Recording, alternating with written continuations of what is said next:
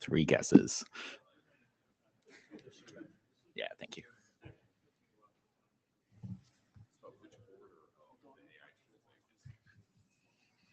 This is a good snapshot of one of your favorite LLMs as of a year, as of Madrid. Did you do that, Eric, or is that AI? Your favorite neighborhood LLM did that. Wow. Okay, cool. The longer you look, the more weird things you notice. Variable numbers of fingers. Exactly. Is that quick?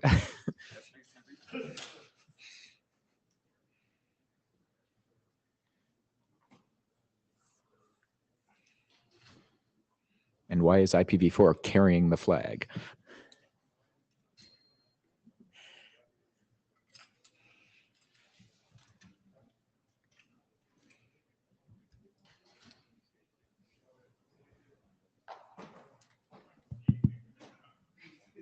Thank you.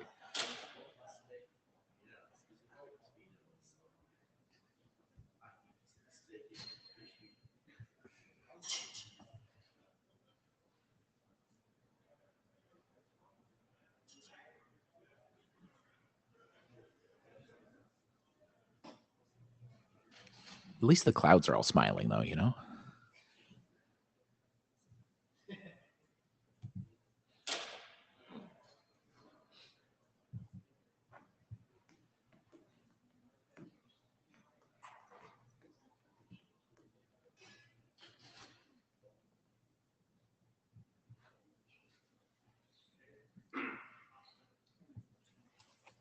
We'll give folks a minute or two to trickle in, and then we'll get started.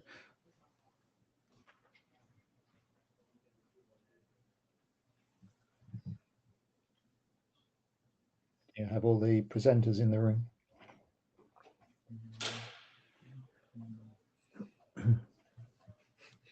Yes. Great. You can see the scan as it comes. Before we get started, would anybody like to volunteer to take notes? Speaking of the scan as it goes by.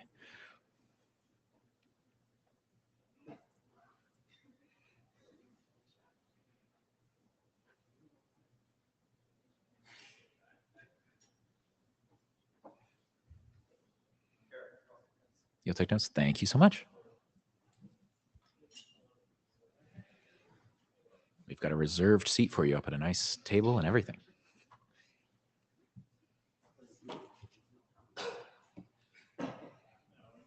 Yeah, so if you're taking notes, use the notes link off the agenda page. I'll try and help out from afar as well.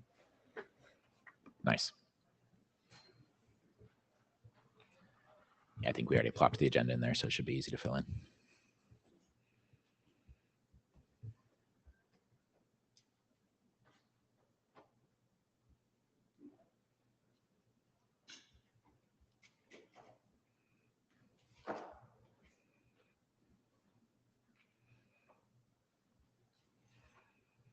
And as always, if you say anything in the chat and want us to say it at the mic, feel free to toss in a mic thing. We've keeping an eye on that as well.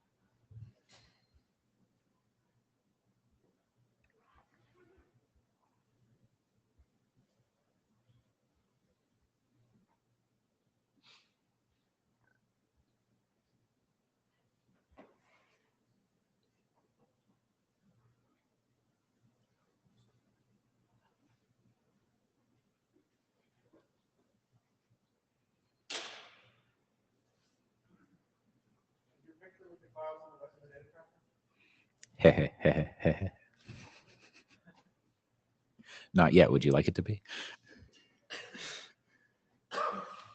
Okay, let's get started. Welcome to the Happy Working Group meeting at IETF 124. This session is being recorded. These are the typical instructions. Please do make sure that you take a moment to go sign into MeetEcho. There's some QR codes around. There's a link in the agenda. There's a QR code at the back of the room, one hanging off the mic line. So please do sign in. That'll help when we need to ask for polls. That is also how you enter the queue when you would wish to speak.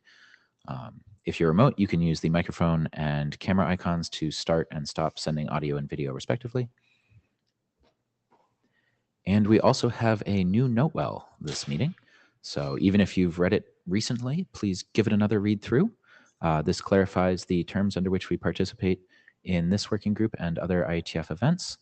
Note that there is a code of conduct that we follow. If you have any concerns about behavior, you can reach out to the chairs, the ADs, or the ombuds team. And also take a special moment to pay attention to the IPR requirements that are placed upon you when you make a contribution. We've got some helpful links here to our agenda and where you can find the notes and things like that. And I've got a microphone right here. How's that? Sweet. All right. This is our agenda for today. We're going to start by spending a good chunk of time going through a bunch of issues. We've had some really good discussion on GitHub. Thank you all for participating there and also on the mailing list. And there's a new version of the draft. So we're going to talk a little bit about some of the changes there and get some input from the group. Then we're going to go through some interesting conversations around metrics. We've been talking for a bit about how do we make data-driven decisions about some of the different values that we recommend. And we've also got another talk on the Happy Eyeballs web tester, which proves to be a very exciting way to look at how things are actually working, which is one of the goals of getting us all together in this room, is to talk about how stuff works and what we experience and measure and share data and experiences. So with that, I think we've got Nidhi and Tommy.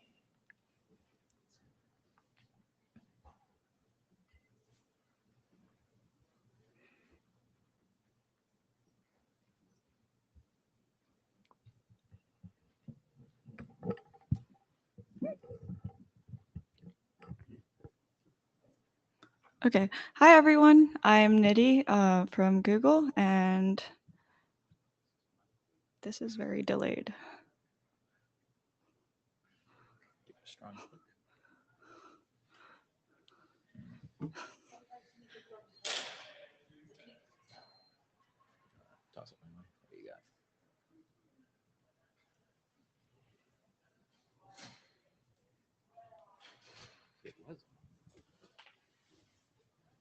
While we're waiting, Tommy Polyapple, I want to absolve Nidhi of any responsibility for the picture there. I put that on there.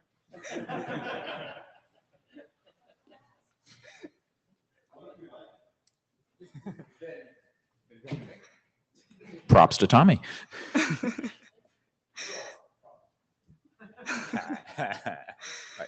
Okay.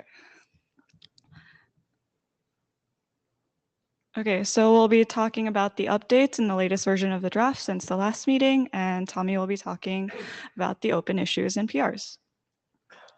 So here's a list of the non-trivial, non-editorial PRs that we've landed since the last meeting. And starting with the first one, so we've now generalized how connection establishment works in the algorithm. We define a successful connection establishment to include at least the transport level handshake like TCP or QUIC. And then we can also involve other higher level handshakes like TLS or any other requirements we want to include in the successful establishment. So for example, clients would often like to verify if the certificate provided via TLS is trusted, and that can be an async operation. And so to account for that, we have a new next connection attempt timer, and that basically is set to the connection attempt delay. And once we finish the transport handshake, if we want to include the TLS handshake as part of the successful establishment as well, the timer is extended to account for that as well, to show progress in the establishment. And then the next update is we added some more text around using historical data. We had some existing text around how it must not be used across different network interfaces and how it should be flushed whenever a device changes the network to which it's attached. But we've added a couple more requirements. The first being how it must be partitioned using the same boundaries used for privacy sensitive information specific to that endpoint, similar to cookies. And last time we had some discussion around stickiness of the endpoints, and so we added some text around how we must ensure that different clients will eventually converge and they use fresh attempts. And we can do that, for example, by periodically ignoring historical data once in a while. And then this next slide, you might remember from the last meeting, it basically shows a downgrade attack where an on-path attacker could drop an HPS resource record and the client hits the timeout waiting for it. And so it has to proceed unprotected without using TLS. So to target that, we added some text in the security considerations that points to RFC 9460's requirements. Essentially, it says that if you're using secure DNS and your client is SVCB reliant or SVCB optional, you must not send any unencrypted data after the TCP handshake completes unless you've received a valid HTTPS response.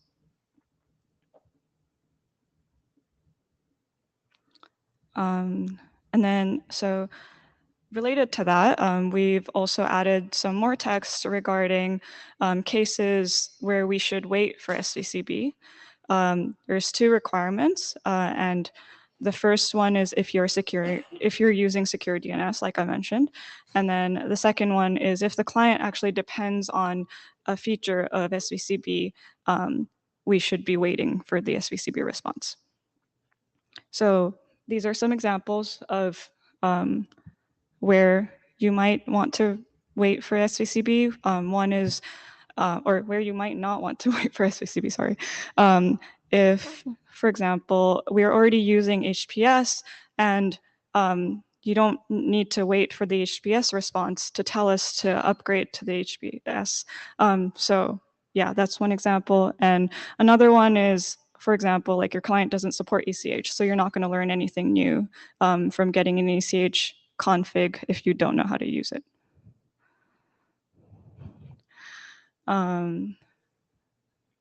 Yeah, and go ahead. Tommy Polly Apple, as co-author and one of the people working on that PR, I think this is just, it's useful to highlight this because it is a topic that came up in discussion and it's taking an opinionated interpretation of SVCB spec, and it's potentially something where we may need to say, like, is it updating or modifying? I actually should pull up the specific text in the SVCB RFC, but essentially the spirit of that is you must wait for the SVCB response before doing anything like a TLS handshake if it's going to impact the handshake. Yeah. And so this is about how exactly do you interpret that, because that is broad, and I imagine, I think we have some authors of SVCB here, so maybe they could comment. I'm imagining that's about, like, okay, ECH can affect it, so you got to wait for it, or the HTTPS parameter. But when you actually get down to it, there are a number of cases where it does seem silly to wait if you know it's not going to make a difference, or if you have an SVCB parameter like the TLS supported groups, which came along later. It was an extension that's been added that technically does impact the content of your handshake, but only impacts it in a way that is a performance optimization. It does not actually create a security downgrade. So I'd love to hear an opinion about this approach, and does it need to update it, or is this the correct interpretation, etc.? Eric Nygren. This looks reasonable to me. Like in the my recollection on this, and I haven't gone back to check the text, is that since we do, the SVCB draft does very clearly differentiate SVCB optional versus required clients. Yeah. Is that like, as long as you take that into account, if you're an SVCB optional requirement, SVCB optional client, there's no need to wait. There's an interesting case on here on this HTTP, for cases where it's the HTTP scheme, where you're saying that there's, and pointing out that, I don't recall the SVCB draft raising that as a reason to wait. I think it's a really good idea to wait, as you suggest here, but that might be one where, if that's not covered in the draft, or if just because that might be one that falls into Tommy's, might need to be an update. Okay. Yeah, we'll double check on the text there.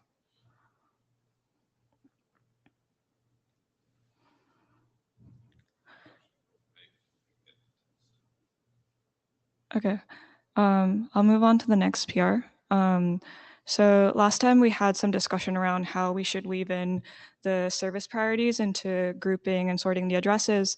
In this PR, we've added some text around basically saying that once the records have been published, it's kind of up to the client realistically to choose what they want to do with the information. And just to go through some examples of what that means. So if a client doesn't use or have preference for ECH, it shouldn't necessarily group the ECH separately. An example that came up last time was that a server might want to opportunistically roll out ECH configs and experiments. And so a client doesn't necessarily have to always try ECH for that to work. But if a client does have a preference for ECH, it can group and prioritize ECH separately.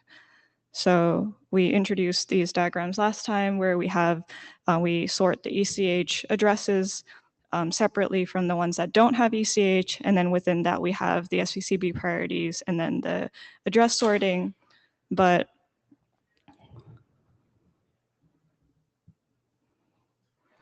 if we don't care about ECH, we can just have one big group with the ECH or the non-ECH addresses, not separating between the two. And then we have the same priorities and the address sorting groups within that.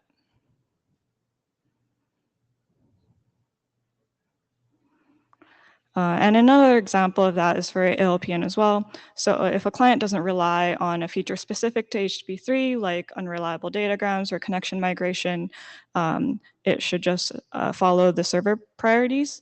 But if it doesn't, then we can group service, or if we do rely on it, I don't know which one I said first anyway.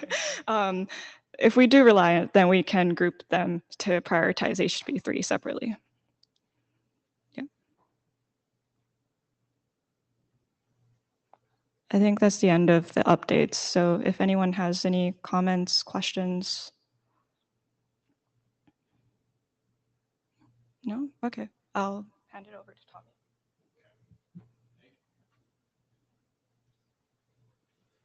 All right, thank you, Nidhi. So now I'll go through some of the open issues that we wanted to highlight. Come on, there we go.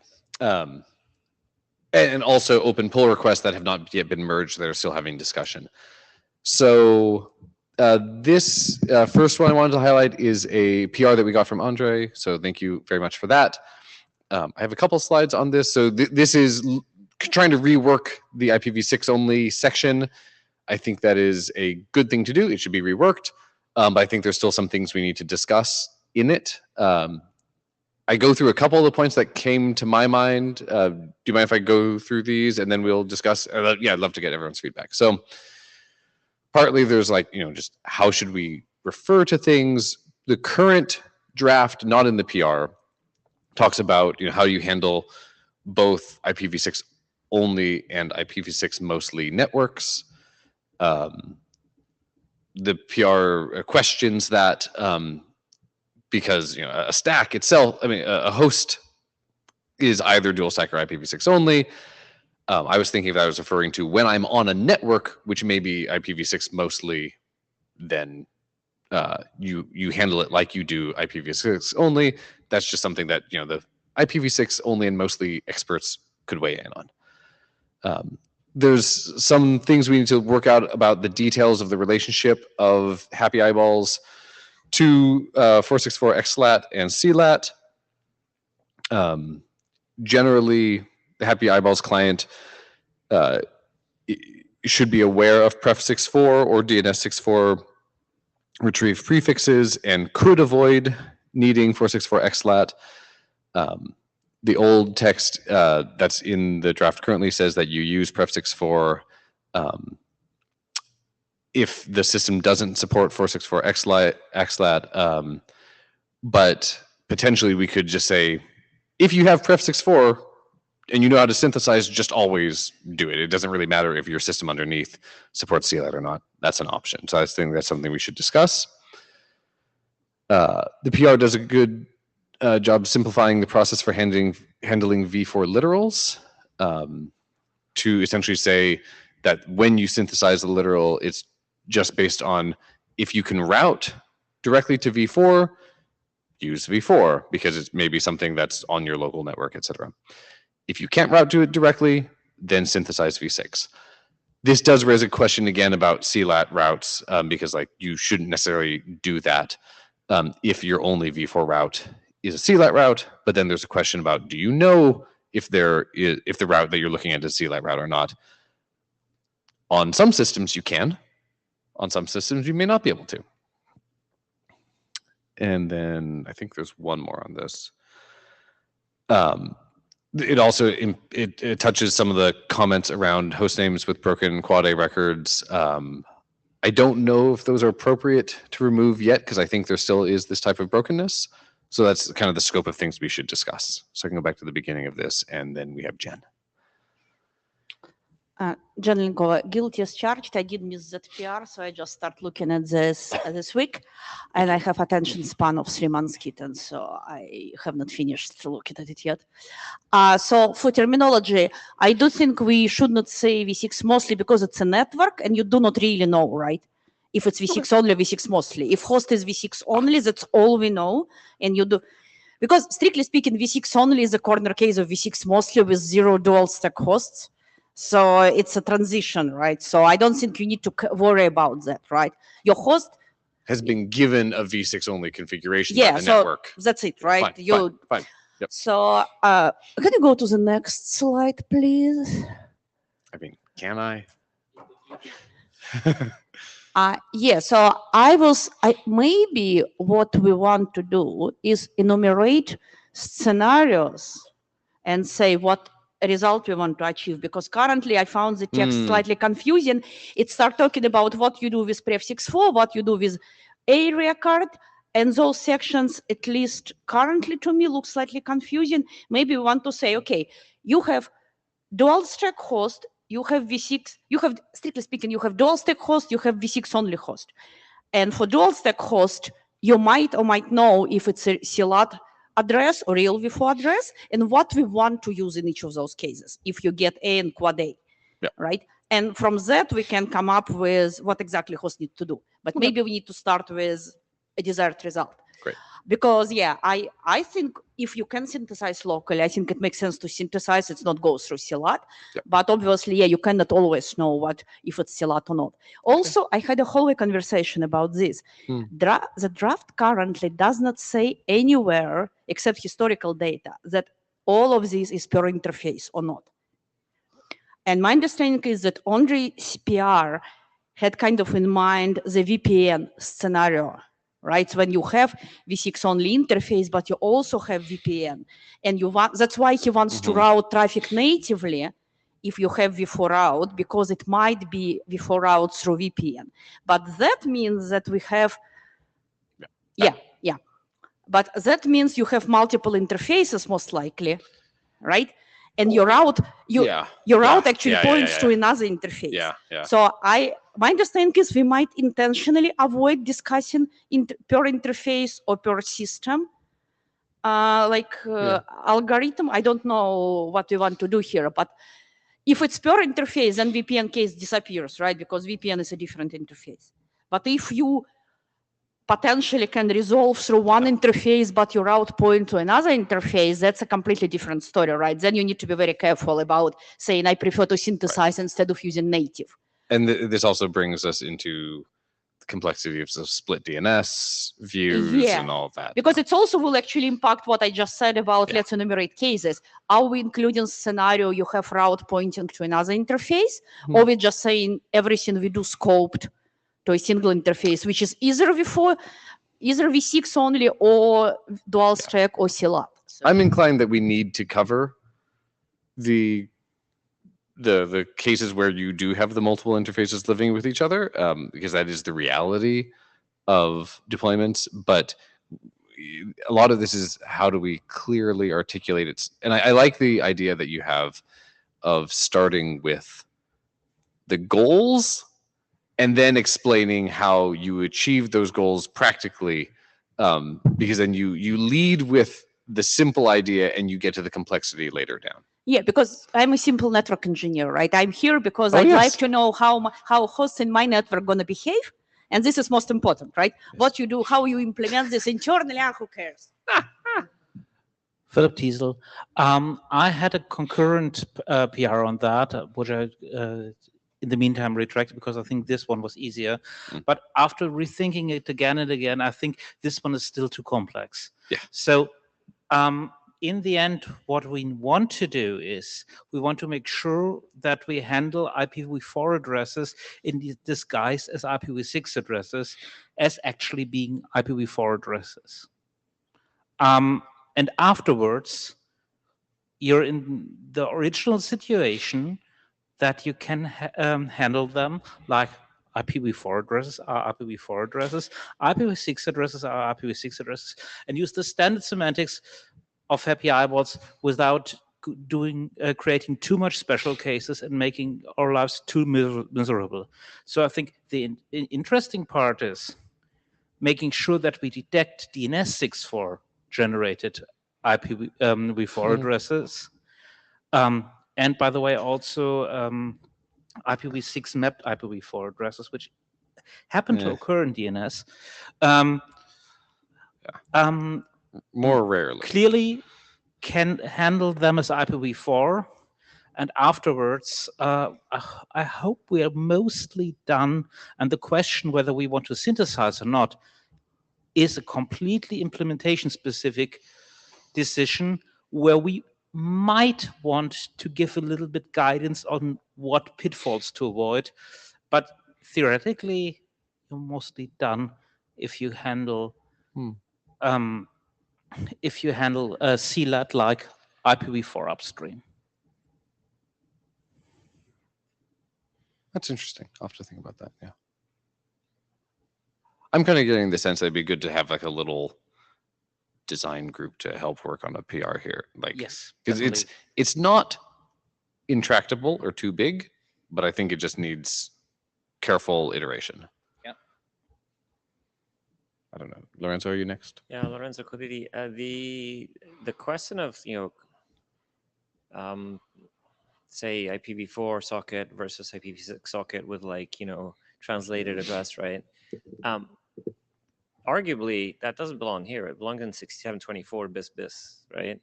Because an implementation of 6724 needs to know what to do, right? Because right now maybe it'll just mindlessly prefer IPv6 or IPv4, or it'll think that it's doing that, but right? And you've got interesting scenarios like V6 mostly network where there's a DNS64 and it sort of like synthesizes it for you, but you also have IPv4. Should you prefer IPv6 over that? Probably not, right? So those are things that, I see we have a co-author of 6724 bis on the screen, Tim. I mean, that document's, I guess that's done, but I think it belongs there, right? Okay. Because otherwise we can solve it here, but it won't solve it for sort of non-happy eyeballs implementations, which we do need to. Mm. And I think that discussion will probably belongs in sort of a more V6 oriented working group. I mean, not that we can't do it here, but I think the considerations are going to be different from what we're trying to achieve here. But I don't think we really, in this working group, really care about about which solution, as long as we have, a solution, right? I mean, the people implementing happy do care, but they care because they also have to implement sort of general V6 socket libraries, right? So, right.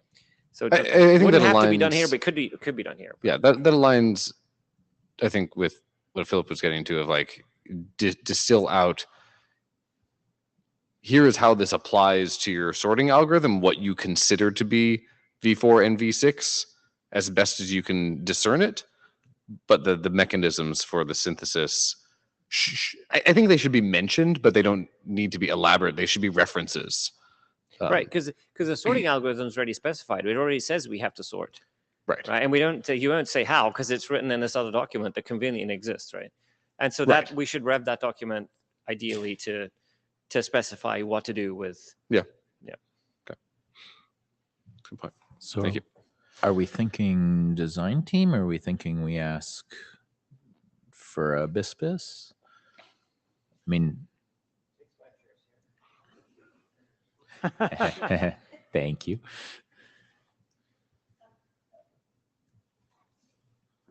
Jan Linkova, 6-month chair. First of all, we strictly speaking can have things which are not described in 6724 because it's 6724 is default address selection, right? Any application or any implementation can do something differently if they think it's a good idea. So if we can come up here with something which is more reasonable than it's currently in 6724, 24 bis, I guess, yeah, we can update it if we think every implementation should be doing this, but at least, yeah, again, I do not see anything which prevents us here to come up with something better than 6724. But yeah, 6 months drafts are welcome, especially if you can get implementation experience and prove that it is better than applications are doing currently by default. Cool. Thank you. Sorry, Eric, I didn't mean to jump you in the queue either. No problem. Yeah, I was going to say this came up in DNSOP early this week because they're having a very similar discussion on resolver selection. I think they did on almost exactly the same topic, and the answer there would probably do 6724 bis to cover this. Because I think there's a number of these which are all coming up on the same thing, and if we just get at least that core logic in one place, then being able to reference that might be better than having each of these different drafts having to deal with it. Okay, cool. Thank you. Because I would appreciate help with coordinating that and making sure someone is kind of making sure those efforts are unified. And so from my perspective, yes, design team, and let's also put the point of what are the requirements for a 6724 bis from our perspective on the agenda of the design team. Gotcha. So I think I'm going to be shot for this, but is it 6724? Is it in a state where it can't be like clawed back and like edited? I think Tim would probably shoot me, but he's conveniently far away.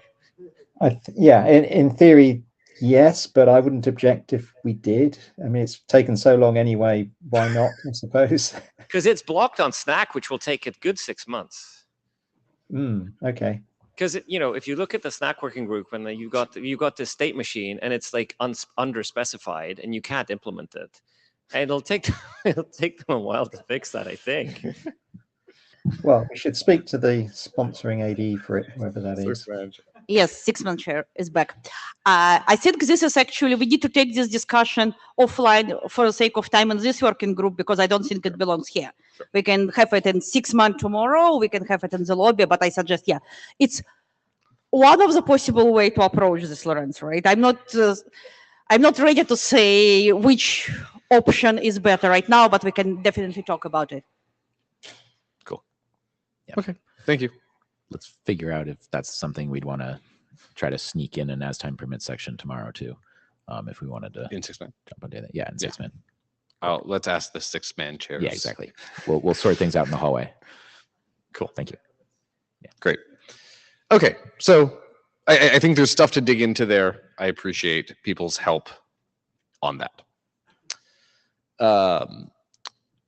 There's another issue that was opened up on the back of one of the things that we did put in recently, which Nidhi was talking about the historical data, a question that was raised on that PR that we split out here regarding the flushing of historical data on network changes. So the current text in the published version talks about how you must not use the historical data across different network interfaces. There are both accuracy and privacy reasons that you would want to partition that. And the issue is essentially just questioning whether or not this means that for mobile devices or devices that are changing networks frequently, this makes the historical data less effective, or the issue also questions the privacy aspects.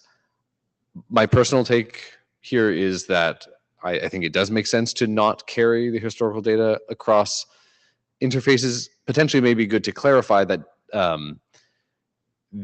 you could keep the historical information, let's say like if you have a cellular link and a Wi-Fi link on a mobile device, if like you don't need to flush the cellular link data if you keep remaining attached to that and you jump on and off a couple different Wi-Fi networks, you could still remember that other one. And so it's not a total loss. But I just want to kind of confirm if there are any opinions in this room that are strong on that, about how we should describe this.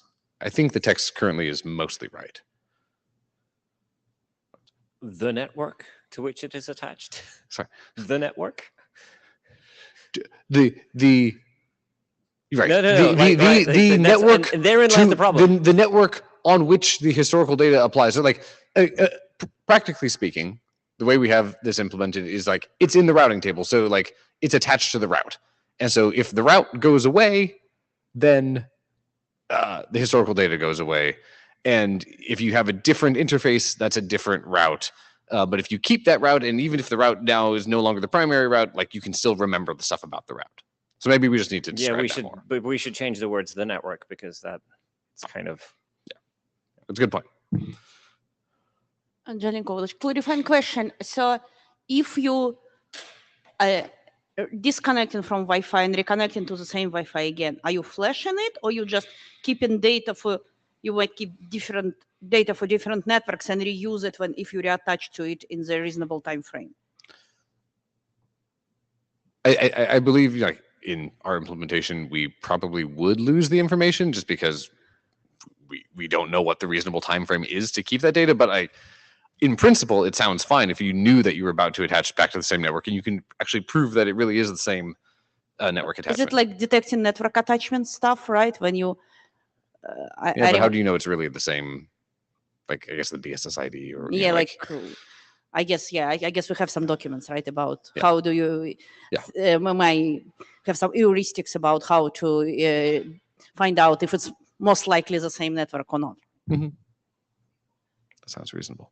Lars. Yeah, Lars Eggert, Mozilla. To follow on from what Jen said, so I think we should sort of separate out what needs to happen here because of privacy reasons, and then we should figure out what needs to happen in terms of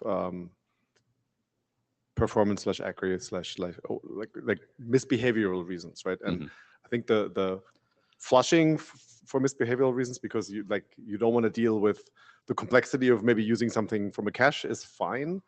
We probably also want to say that if there isn't something that we can say about what Jen just outlined, recently reattaching to a recently used interface and having some certainty that we're in a period where it's unlikely that big changes have happened, that is allowed. And if we can say more, we can, but I think it's going to be really complex, really fast. Yeah. So I think explaining that spirit of it, so as opposed to all the details of implementation. So there's a bunch of stuff you must do because otherwise, like privacy. Right.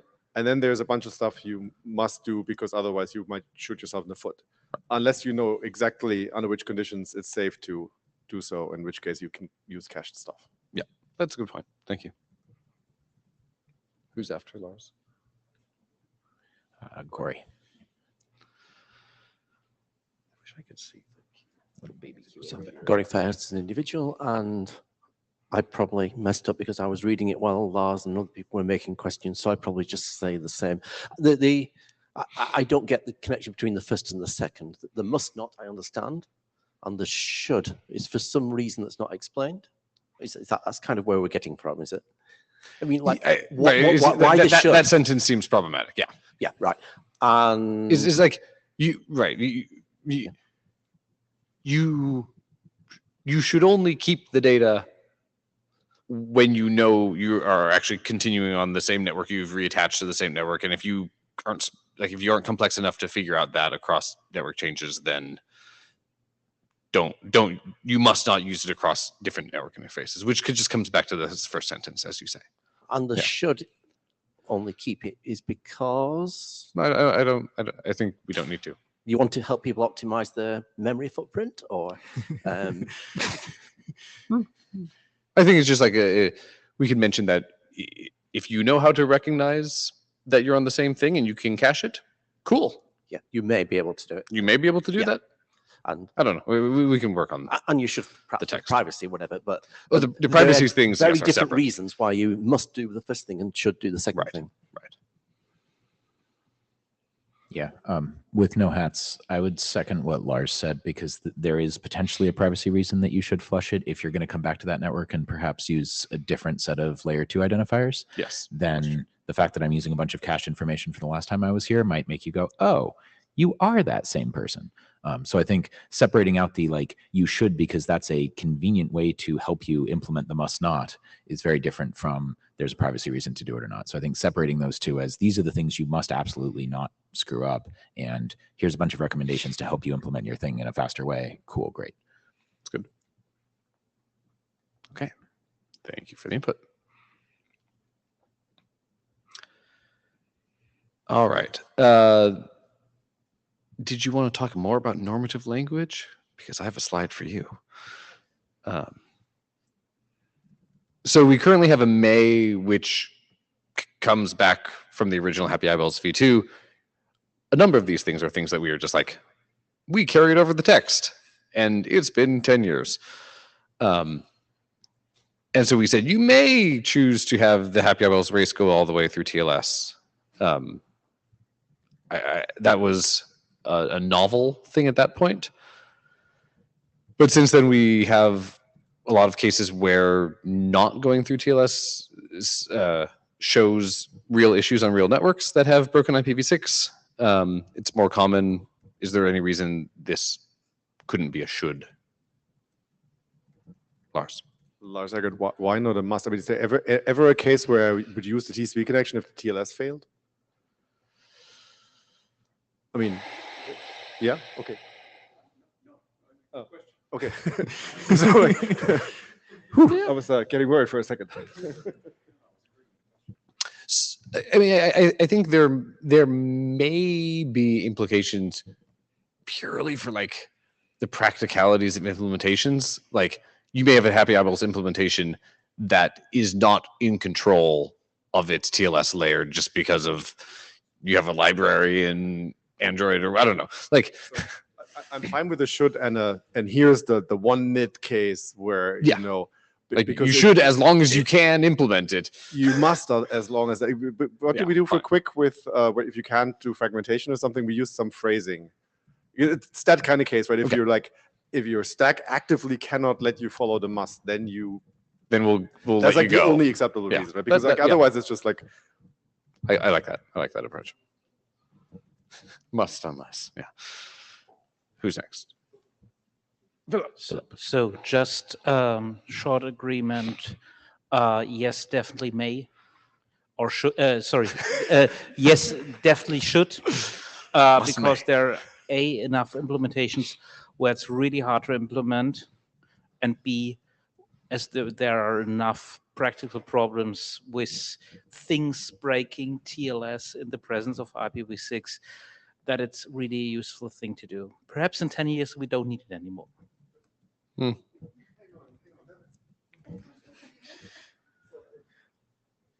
boy. Hang on, Lars Eggert again. So if TLS doesn't work, right, you can't use it, right?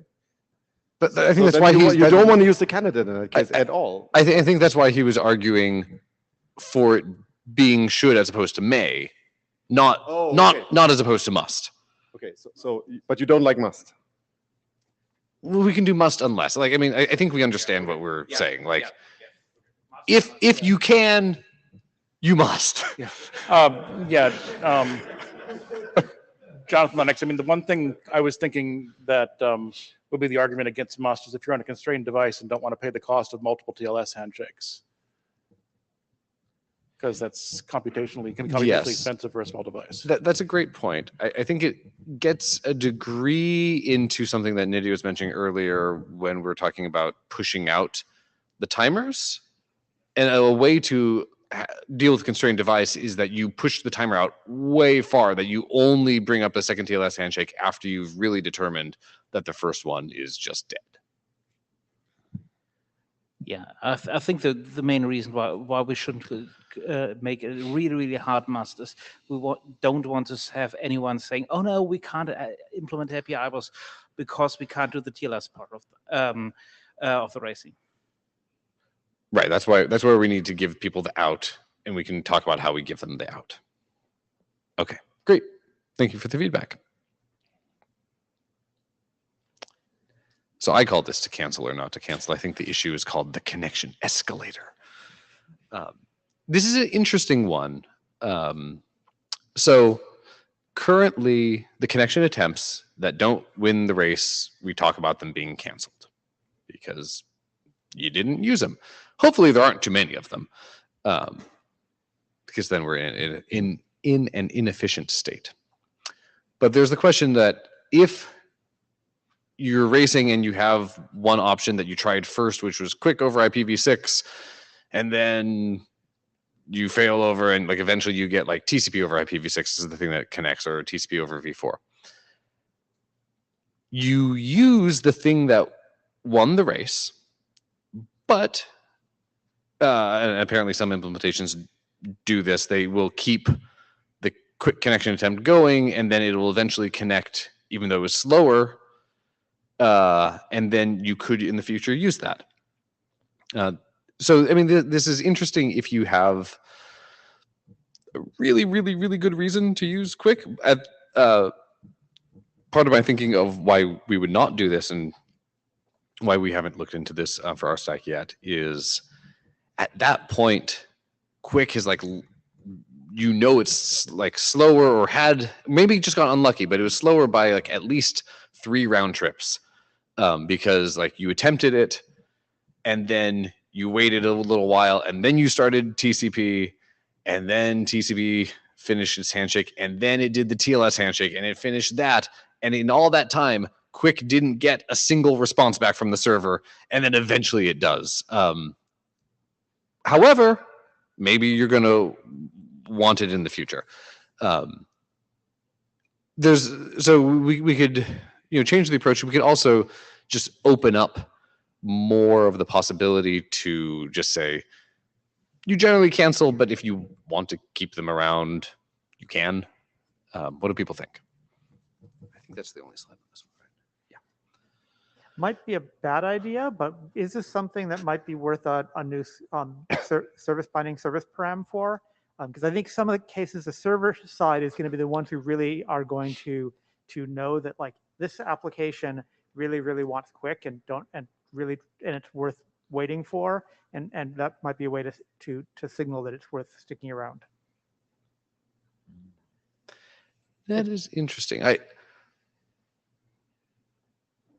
The point about who knows what the application is really going to benefit from came up on another issue, I think, somewhere in here. It is an interesting one because at the point of doing DNS, it depends on kind of the granularity of the host name that you're resolving. If you do a whole bunch of things on google.com, it may be less obvious exactly what the application is going to be versus something that's very specific. I think the clients may know like, oh, I'm doing this connection because I'm doing a web transport connection, and I know I'm going to be trying to use features in H3 and unreliable datagrams, but it may also just be doing a normal like HTTP GET that's short-lived, and it's like, dude, I don't care if it's like, it's fine if it's H2. But you're right that sometimes the server may have context about what's going to happen. So it's a tricky area. Yeah, just a thought on that. I'm not. Yeah. It might be a bad idea. It's always a safe preface. This might be a bad. Tommy Jensen, Cloudflare.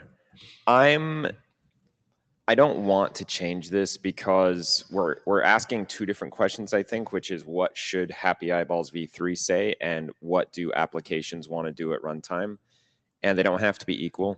If an application has this concept of quick is always better, regardless of observed performance, it's not doing Happy Eyeballs, is my take on that. I would agree with that. Yeah. So I would like to not see this change. Cool. Jenny Gova, random network engineer. I haven't given it much thought, but I just realized there is a case when this might be useful. I'm not sure we want to solve this case, but I've seen actually quite a lot of cases when the network intentionally or unintentionally breaks your TCP connection after handshake. So handshake is okay, and then nothing happens. And quick works. So in this case, it might be a side effect when you can, because we all know, like Happy Eyeballs do not help you if if handshake was successful, right? And after that, you're done. Yes. Yeah, but this, like, I'm not sure it's a good idea, but it's a side effect of what it's on this slide. My argument there, kind of relating to stuff that we covered earlier, is that I think that is mainly helped by the continue the race through a higher layer. That's why we say that's one of the reasons to must go through TLS. But like even like in our implementation, like if you're doing a WebSocket on top of something, like you can wait until you get the WebSocket connected, and sometimes that may be what you want, sometimes that may not be. So I think that would cover all the cases, like when the handshake on the network looks like it works, but TCP got terminated by some middle box and it actually doesn't work. I think that is separate from you have a fully working and like you happily used at the full application level your TCP connection. That was your secondary option, but you're still trying that other quick connection in the background. Stuart. I'm Stuart Cheshire from Apple. As the person who planted the seeds of this all those years ago, I feel I should say something. I think it was at the IETF meeting in Dublin, not the recent one, the one that was like 20 years ago. We had a lot of debate about wanting to pick the best connection. And that is a very deep rabbit hole. Yeah. Because does best mean highest throughput, lowest jitter, least amount of reordering? And as we know, predicting the future is very hard. It is. And even at this moment, something has the highest throughput. 2 minutes from now, it might not. So you're both predicting the immediate future and the longer term future. And we just decided that was infeasible. And the original goal of this, before it even had the name Happy Eyeballs, was very binary, which is a connection that works is better than one that doesn't work at all. Yep. And we were just looking for one that works. And the fact that theoretically there might have been another one that was slightly better in some obscure way was like, we don't care. Does the web page load or does it not load? Yeah. I think the real answer to this, and the reason I mentioned the passage of time and the things changing is intentional. We need multipath protocols. I was going to say the same thing. It comes down to, if you really want the best experience that remains the best experience as time passes, you have to adapt to changing conditions.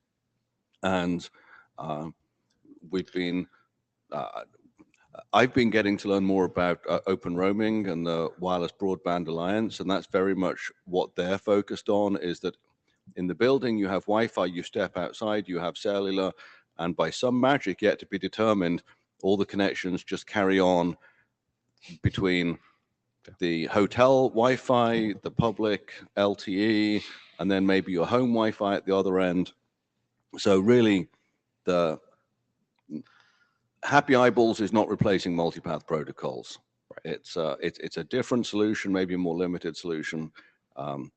So let's not try to make this more ambitious than is reasonable. Great, I agree with that. My snarky comment will be that I think, well, you really want to solve this. If you start out with TCP and you really just want it quick, you need QMUX that can migrate and multipath over TCP and quick simultaneously. Yeah. Okay, Lucas. As if on cue, if you want to know more about QMUX, come to the quick session next. I'm Lucas. I work at Cloudflare on the server side. I haven't read this issue. I haven't read much of the draft, sorry. But the question that it raises for me is like, who cancels what and when? There's a lot of stuff that happens with timeouts here that like I don't think is in the realm of happy eyeballs, but just because the connection is going to finish, it won't do anything. And like HTTP server operators try and lock all of this stuff down. So they might have a timeout for receiving a request on this idle connection. You've got quick idle timeouts, like not canceling as a client opens up this kind of can of worms for a lot of other stuff that I don't see the point of myself. Okay. Like, would it if it took that long, would the quick connection even survive like immediately after? I don't know. Okay, cool. I tend to agree. Thank you. Two comments, one without a hat. It's worth noting that there are some places where people already do this when they get something like alt service. So say Quick loses the race and you're connected over H2 and then you get alt service and then you're like, cool, I should bring up Quick. But at that point, you're not really racing it anymore. You're just like, it takes how long it takes. And once it's there, you start using it. So if it turns out that that was a bad plan, I think most people have seen metrics that show it's a good plan, or they hopefully wouldn't be doing it. With the chair hat on, there's a little bit of question around if the particular phrasing of this issue is in our charter, because we were pretty specific about you start with a single thing you want to connect to and you come out with a single thing that gets connected. And so I'm wondering if we can maybe frame this around. I don't know that we need to steer too clear of this discussion because I think it's a good one. Our main goal as a working group is to get you to the connection that will be better. But I think there's two pieces there. One of them is, do you want to allow an attempt to kind of escape the happy eyeballs race? And so happy eyeballs still finishes, it still gives you a connection, you still send your request on that connection. Do we want to say you must not touch those other attempts that you made? It seems somewhat impractical to tell people, no, stop touching those and start over from the beginning with them. And the other one is, would we want to allow you to include an attempt that is some kind of a race against an existing connection? Right? Could I send an H2 ping frame on an existing connection at the same time as I send Quick? And if that comes back way before Quick is done, then I'm like, okay, fine, I'll go with the degraded experience that I'm providing over H2 instead of switching to Quick. So there's some ways that we could frame this that keep us close enough within charter that I think it's worth having the conversation.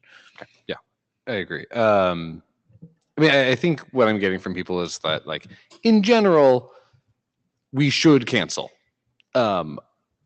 I think there's a possibility here to have it be a should rather than a must, of like, you should cancel, but if you have some really good reason, or you know you're actually going to use this other thing, and it's not going to be a bad drain of resources on the server, you know, okay, you obviously can keep the attempt around. I think that's also a good point that you made, that subsequent, like, if you really love Quick, nothing stops you from trying it again the next time around. And that next time around could be at the time you just want to put another request on an existing connection. And so if you want to kind of race it again, instead of peeling off a new HTTP 2 stream, you just try Quick. And if it comes back within 1 RTT now, cool. Now you have Quick. Matt. So Matt Joris Meta. I will say we are firmly in the position of don't cancel. So I will say that's where this comes from. Yes, of course. Yes. So Ben filed the issue. So to be clear, like, our mobile HTTP stacks basically very aggressively prefer to use Quick. So like they will keep trying until they get a Quick connection. And so couple points. One thing is that I think we should be really, really careful, is kind of echoes what Stuart says, that like your speed to acquire a connection is not always really correlated with like how good that connection ends up being in any meaningful sense. There are lots and lots of cases where you say like, oh, Quick got unlucky, you started first, but actually like it's actually not always unlucky. Sometimes it's very deterministic. So like, for example, we've seen in our data that failed initial connections are highly correlated with like somebody opening the app and maybe they were switching networks at the same time. And actually the connection that you start first is less reliable because it's more likely to hit random stuff from like changing networks, like switching from Wi-Fi to cell, and then you advantage TCP in that situation, because actually the thing you started first was correlated with an app start event, and app start is chaos. So that's like one case that's kind of surprising, but actually happens quite a lot. And if you then just say like, oh, Quick sucks, then you actually never end up using Quick again. So like that's just one real world case that we've seen that actually happens. And so I would say that like, you know, there are real reasons that you would do this. This is also something like, if you don't do this, your Quick usage will be much, much lower. So like when we don't do this, there's like double-digit percentage changes in the amount of times we use Quick because of that.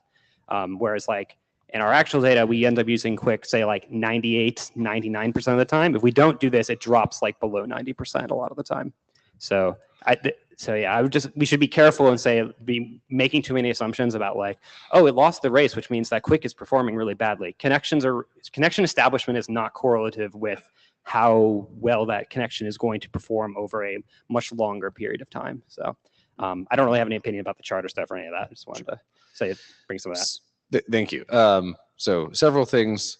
One, it'd be cool if you want to share some of your data and what is the algorithm behind the data? Because I think there are different aspects here. And like, you know, Stuart was pointing out that like, you know, how do you determine best? I think it does cut both ways too, though, because the thing you know that worked in the moment is the best.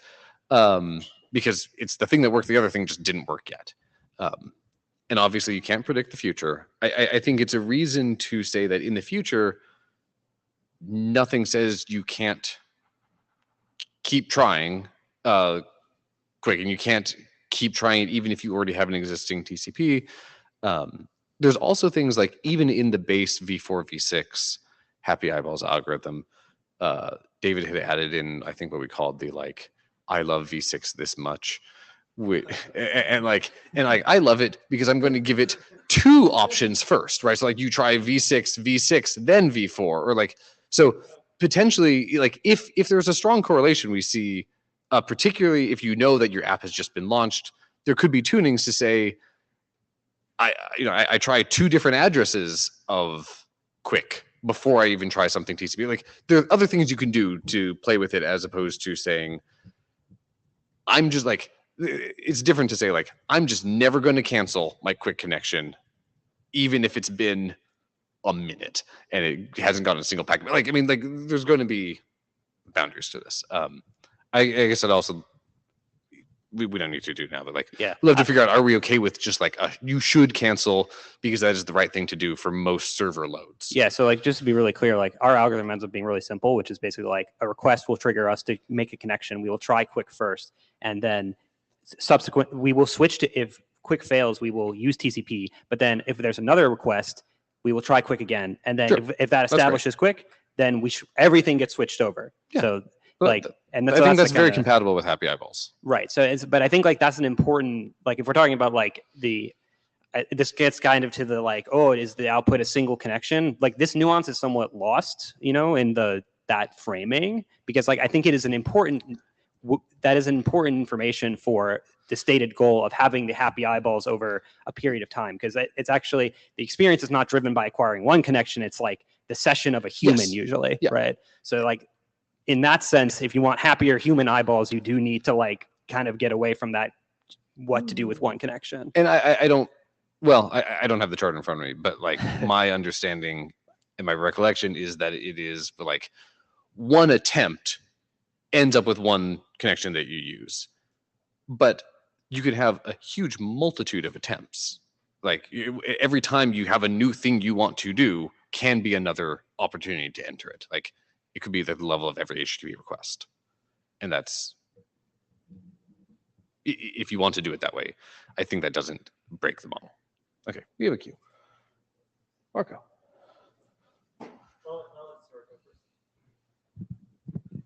I just want to make a quick follow-up to that because I think we should investigate what's going on because this Yes. scenario that when you launch the app, the first quick connection you make fails, I would really want to investigate that bug. I would because without happy eyeballs, it would just fail. And the scenario we're describing is that quick fails, and then after a time delay, TCP steps in and says, don't worry, I got this, here's a connection. We should go back and figure out what is the timing race condition, what is the bug. That's why I like to see Let's fix the problem where quick is slow or failing rather than complain that TCP came in and worked afterwards. Right. Or the problem with whatever the first 5 tuple you send on fails. Right. And I say this as Just pick a someone who different works at Apple supporting app developers. And if we have problems like this, that's a legitimate bug report. We should figure out, because you should be able to launch an app and have a connection within milliseconds. And if there's some timing race condition, and I speak for Eric and Tommy as well, we'd like to know what that is and fix it.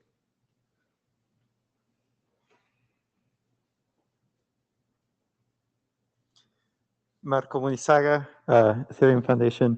So I just wanted to, I don't have a strong opinion here, but I just wanted to bring this up to a prior thing we were talking about on how you could do happy eyeballs at higher levels or higher layers.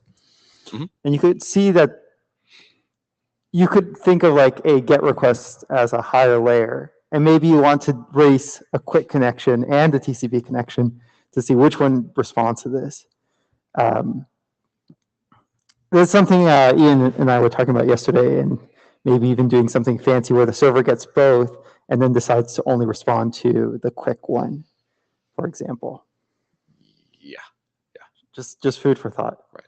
And you also have high level things like, I mean, currently we have scenarios where we will do racing up through the TLS connections over connect requests over HTTP3 over HTTP3. Like, I just wanted to get up. Oh, sorry, Nidhi Jaji at Google. I just wanted to get up and say that Chrome actually does this in our implementation today, similar to what you were saying and what Matt was also saying, where if we do get alt service, even though TCP or H2 did win, in the next attempt, we do start with quick. And then if TCP wins again, we just keep it in our connection pool and then use it in subsequent requests. So we don't actually cancel the attempt. And metrics have shown that that works out pretty well, but yeah, just.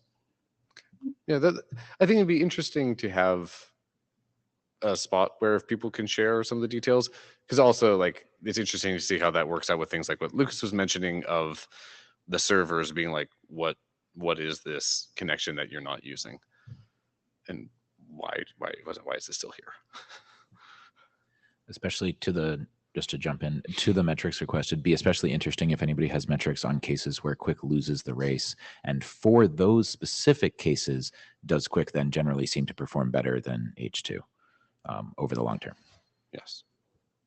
Lars Eckert at Mozilla. So I think I'm at the Happy Eyeballs research group, and we're building the perfect mousetrap. And this goes in the same direction that Stuart talked about, right? I think the easy answer here is you should cancel unless you like know better or something. Like, and that a lot of you all know of the better, research, right? But a lot of you are also not able to articulate what somebody else should do. So unless somebody can get us an algorithm that actually like is expected to mostly work for everybody, I don't think it should be in a document. So exactly. That's what I said. You should cancel unless you have know magic better. Sauce. And leave it at that, right? Because this is already complicated enough. I agree. And I'm looking forward to the interrupt testing that we don't need, thankfully. Hey, we have there's the test runner though. We'll talk about it later. Hey, Lucas Pardo back again. The mention of metrics triggered me. Sorry. So we have lots of numbers from the server side that say like there's all these connections that are open and never do anything, because you have things like pre-connect hints that do establish a connection, and these other implementations they decide that they don't want them. So if you are going to cancel, maybe it would be helpful if there was like for Quick at least an error code that said I'm canceling because I lost the race, or there's some reason. Right now you just have like no error, which is also what any other client could do. Obviously we can't fully trust a client that would send this error code, but maybe worth a consideration. because it skews the metrics that my colleagues like Solomon was trying to present in MapRG of what's happening on these connections. We have to filter them all out. I imagine the protocol mechanisms there belong outside of this working group, but they can be advised by the working group. Hopefully we can find a quick working group. I just put myself in the queue to remind everyone that in our charter there is a reporting draft. Stuart hinted at what he might like to see from the reporting for Quick, and what has just been said there is the same. So we do have a 5-minute gap in the 5 minutes gap in the agenda near the end, where we could just decide what we want to do about the reporting draft. But the main focus is obviously your draft, so we'll carry on with that. I think we should move on to the optimistic DNS slides now and push through those. Yeah, how do we want to do on time? You're doing good on time. You got about 20 minutes before we're starting. Okay, great. Gory, quick AD thing. If we're doing should cancel, please explain why the should. Yes. What's the advantage? Because then we can get out of the rat hole. Yeah, I think we can list at least a couple. I'm sure there are more reasons that people could come up with than we should list. So what I've put in the GitHub issue is there's a suggestion to just say should cancel unless you know better. Here's why you would cancel, and we're not going to go into too much detail about what you know better. Great. Great plan. Thank you for the healthy discussion, everyone. Okay, and then I have this other PR that I opened that I don't know if it belongs in this document, but it is relevant and related to Happy Eyeballs, and so maybe it's a different draft, or maybe it's just a big section here. Really, this should be Stuart giving this part of the talk, because you came up with it. Did you come up with a term for? Yeah. So optimistic DNS is something that Stuart came up with, like helping with Happy Eyeballs in the first place. So it's something it's not necessarily doesn't have to be in Happy Eyeballs, but it really makes sense as part of a Happy Eyeballs ecosystem. It is generally the technique where you keep the expired DNS answer in your cache beyond the TTL. And then when you have a connection attempt that starts, you fetch those cached expired answers. Well, you fetch the cached answers. If they are expired, you kick off your new queries like you should, because you're a good client. But you also start using the expired answers in parallel. And if you have new answers that do come back that are not expired before the connection is done, if they are different, you remove your expired answers that you haven't yet started, and you incorporate the new answers in. They may be the same. So this is a general technique. Stuart, if you wanted to say anything too, and we also have Max in the queue. The quick comment I was going to add is I think optimistic DNS really relies on Happy Eyeballs. I think it'd be foolish to use it without Happy Eyeballs. And the idea of optimistic DNS is I've got an answer in the cache. Technically, it's expired from the DNS cache, but 99% certain if I refresh it, it's going to be just the same. So like, why wait a round trip for something that is probably unchanged? But the probably is the key word in that sentence. And with old school linear deterministic programming, the way we were taught in our first undergrad class, you want to do things in order and you want them to be predictable. And in that world, all your information has to be correct. Because if the address actually is stale and that server has moved to a different address, well, now you're in a dead end and your app is just blocked and the user has to quit it and try again or something horrible. Happy Eyeball makes the cost of mistakes go away. So now it becomes feasible to say, you know, this address is probably right, so I'll start connecting to it. And in parallel, it's all about concurrency. It's about embracing concurrency, which is hard for non-networking people to really get their head around. While you're doing the connection, you do the DNS request in parallel. On the off chance that the answer comes back different, Happy Eyeballs says, okay, toss those new addresses into our bag of candidates. We'll resort them. We'll try them. No harm done. Exactly. And it's the no harm done. It's the fact that you, most of the time you're right and you save a round trip. And on the rare occasions you're wrong, you still succeed anyway, so it works. And so that's why they're intimately related. I would not do this without Happy Eyeballs. Thank you for the context. there's a bit of a queue. I do have a couple slides here. Just, is it okay with people if I just kind of like run through the scope here? Okay, I'll go quick because I want to get to the discussion. Okay, so I think we've kind of already covered this. Why do you do it? It reduces your setup time because you don't need to block on DNS, particularly for cases. There are so many DNS records that are like crazy short TTLs that never change. The clients still pick up the new answers very quickly, and they can tolerate the failed attempts. It's also like possible that when you're doing this, having expired cache can allow you to remember things about it previously that you're like, oh, this thing did have SVCB before, so maybe I'm going to wait a little bit longer for it. I'm going to be more SVCB reliant on it than something I know the previous times when I had the expired answers never had an SVCB record. It could potentially influence those.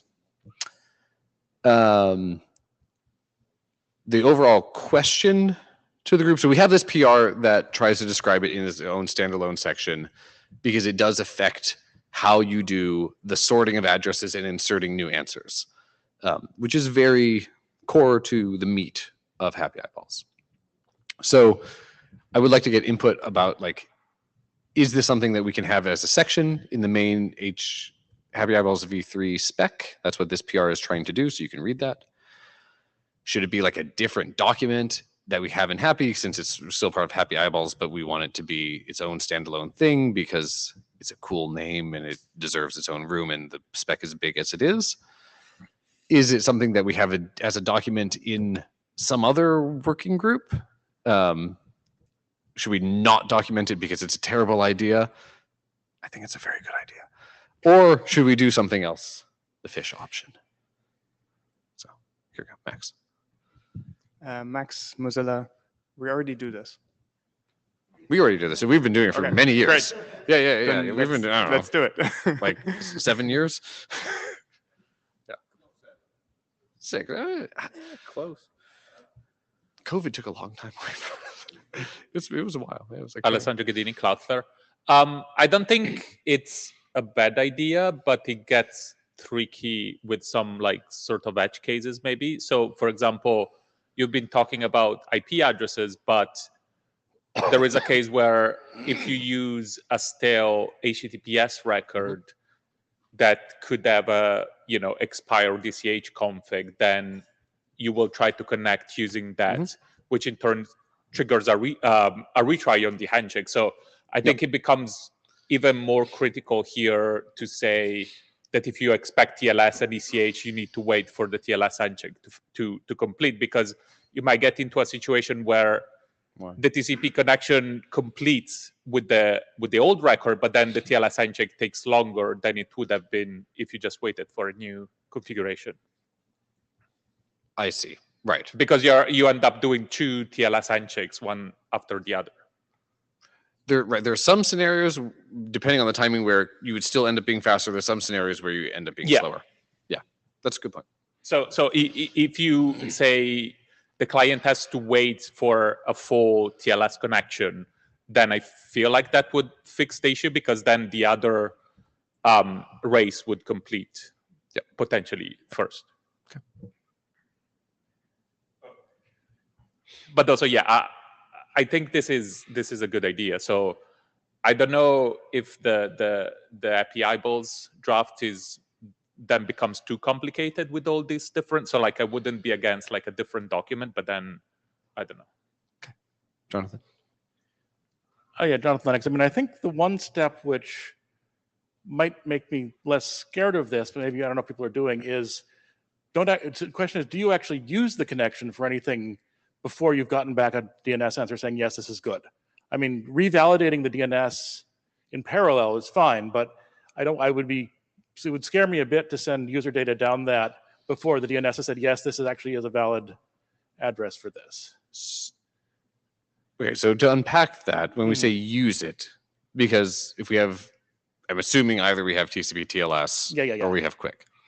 So in TCP, you could be like, is use it starting the TLS handshake, or is no, it? I mean to send actual like something actually potentially privacy sensitive, like the use but of if application but in data. those cases, I mean, yeah, I kind of know feel it's like a if I'm successfully able to perform the TLS handshake, meaning you've gotten the correct I've SNI. authenticated the server. Yeah. That is worth more to me than an insecure DNS record coming back that could be spoofed. Yeah, so like maybe that's not this my rule source of only security. applies in the case when you're still doing it for port 80 HTTP.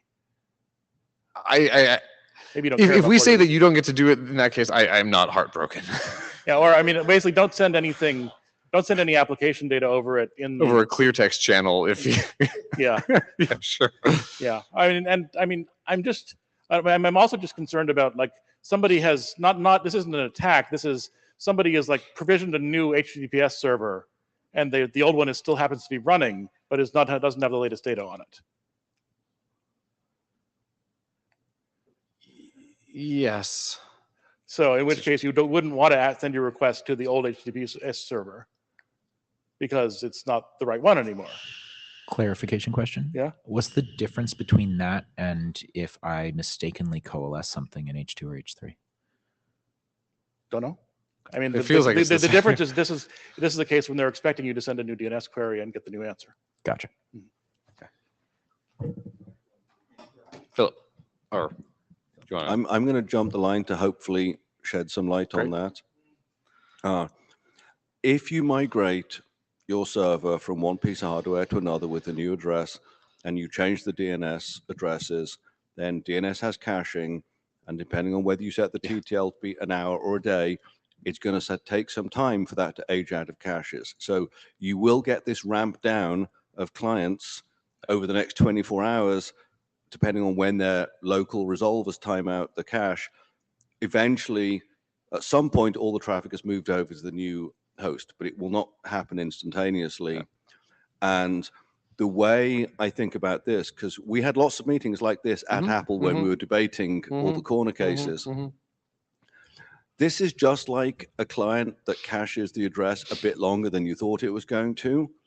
And you can counteract that by setting your DNS TTL to be half a day instead of a whole day.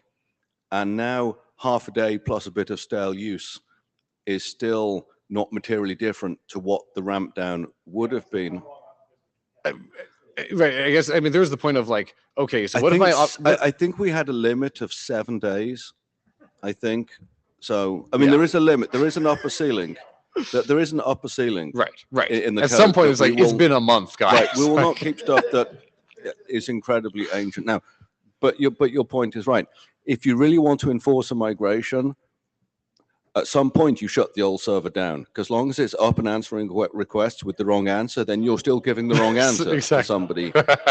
And the reason I came to say this is there's some non-obvious implications of this, which is normally you wouldn't set your TTL very short, because every time you have to do a DNS lookup, the client's paying a round trip time penalty. But if you have optimistic DNS, that means that penalty goes away. Well, now you can set your DNS TTLs shorter than you might otherwise have done. So it's not just one thing that's changing in isolation. That change means you can now make other changes, and you have to consider the whole system as its new equilibrium point, which is, what are the new TTLs that you're using in this new world where having a short TTL doesn't have the same penalty? Just also, like, I have not seen in the many years that we've been doing this instances where we've actually gotten a report. That doesn't mean there hasn't been a case of breakage, but it has not been something that has shown up in 7 years. We've got a bit of a queue, so keep it snappy. I think, especially in CDN cases, it's a great idea. In some cloud native cases, it can become a terrible idea. So if you're hosting stuff, development systems, short-lived stuff on something like AWS, Azure, GCP, or whatever, the chances are pretty high that your IP address gets recycled once you shut the stuff down and something else is coming up again. So in this case, you end up with most probably the TLS handshake failing because the certificate doesn't match. which is fine as long as you're able to cope with that situation. And you have to. The question is, how much penalty do you pay by that? Good point. Eric Nygren, Akamai. This is like, I know people do this. This continues to make me exceedingly uncomfortable that this is widely, that this is done, and it creates a lot of, it does create operational challenges. I think the longer you drag out how that long can be, like at 7 days, I start like losing sleep at night. If it's like 30 minutes, that's kind of okay, maybe that you can work around it. But I think there's enough different cases around like multi-CDN where both CDNs have the cert. Someone operationally may have shifted the workload over to another CDN. It's still live on the other one. If people are ignoring it, that workload doesn't move. Or cluster maintenance, we do cluster draining of like you take a cluster out of DNS, wanting things to drain. If the traffic keeps showing up on it, it operationally creates pain for the ops team, because now they see all this new traffic still showing up, and their metrics of like, oh, we can't turn this off until arrival traffic goes below some threshold, becomes much more painful. Or I think Philip's point on like the recycling within cloud environments becomes a privacy concern as well, because now, like an hour later, your IP is on someone else's thing. You're now sending your SNI to something that might be owned by a totally different company. So there's a whole range of things here where I think at a minimum, we probably want to split this out into a separate document so that we can have that conversation there. And have the right tunables, and have tunables, and have some real discussion on that, just to not distract from the core happy. But I think there's may also be worth having conversations on alternatives, like things like DNS prefreshing, where before a DNS TTL expires, you'd go do lookups to refresh that cache answer.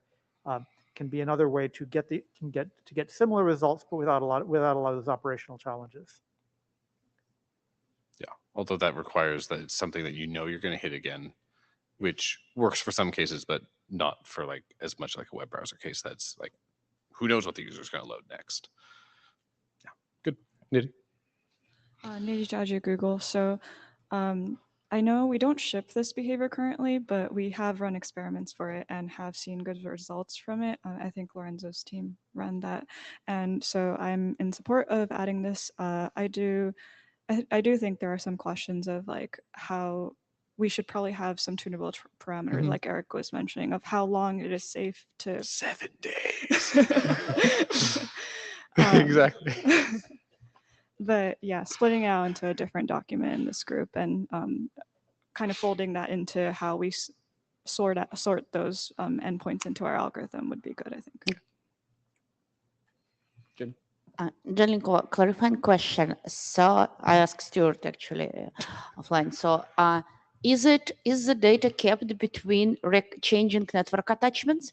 Because I can see corner cases. Okay, so you disconnect from the network, you move to another network, all your cache stuff going away, right? Yes. Okay, good. This is done. I can sleep at night. Well, I believe the right way to phrase it, and Stuart can correct me if I'm wrong, but like it's cached at the granularity of which resolver configuration you have, right? So like if your resolver changes, then you don't have the same cache. It's a different cache key. Yeah, entirely. Yeah. So how long do your iPhones stay connected to the same network for 7 days? It's a long time, right? It's a long time. Ethernet. Lorenzo Colletti. So laptop, yeah. So I mean, I feel that a lot of these issues could be just resolved by picking the right like time interval. You know, I think if you have something that you don't go to at least once a day, it's probably not worth hanging on to it anyway, right? So, you know, if you have something between, I don't know, 36 hours or 72 hours to cover the weekends, it's probably providing most of the benefit anyway, right? And so with a 1 day or 36-hour thing, this sort of like the cloud recycling stuff seems unlikely. That, to be honest, like one issue is like turning up a data center, right, where you maybe provision the SSL cert and then you push the content, but you're unlikely to have that in your cache anyway, right? So right, and one of the benefits I'll point out here is that if you have a short TTL, clients are still doing the new lookup. So the most they're going to be off by is like the distance between their request. So if they're requesting it frequently, they will refresh at least that frequently. One thing I wanted to say, though, in terms of the question in the slide. Yeah. If you don't have a sophisticated implementation, you probably ought not to do this.